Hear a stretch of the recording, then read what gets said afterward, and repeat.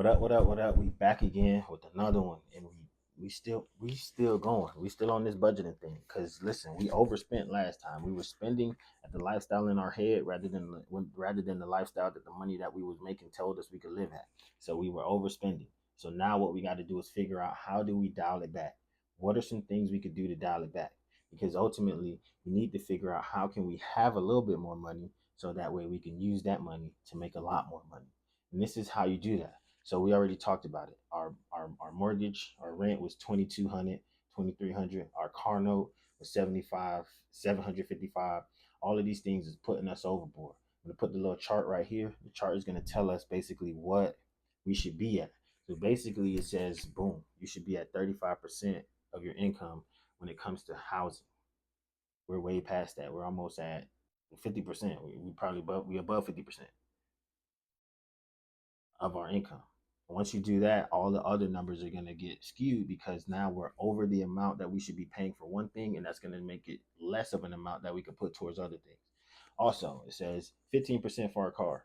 15% for our car, we're way past that. 755, we're past that. So now again, we have two numbers skewed, so other things are going to start taking a hit. And it's not even that they're taking a hit because these other things that we have to do. So now we're still doing these other things, and then these things are way above. And so what happens is it doesn't leave money for us. There's two things money can be used for. Two things, and go ahead, drop it in the comment. What do you think those two things are? I'm gonna get to those two things though.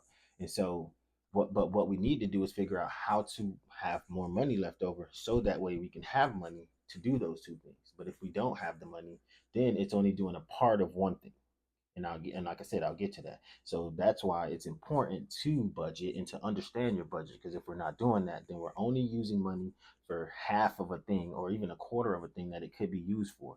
And so if somebody's out there telling you, hey, budget is not important, rich people don't budget, this don't. The $1 billion companies, the $100 million companies, all of these companies, they have budget sheets. They have spreadsheets with their budget on it. They have accountants and CPAs and all of these things to make sure that their budget is in line so that they can know how much money they have to do what they need to do with it. So listen, budgeting is going to be key because again, we talked about it. The thing that money is going to be able to do for you, help you get your wants and your needs. Right now, we're only getting the things that we need. We're missing out on the things we want. So what happens is we get into a lifestyle that we try to escape from because we don't want to continue living this lifestyle where I only get to make money to pay the bills to get to make money to pay the bills. I want to be able to do some of the stuff that I want to be able to do. And so we have to be able to understand, how do I use my money in a way to get there? I can't just pay bills. I have to also do the things that I want to do. The other thing and the biggest thing and one of the main things that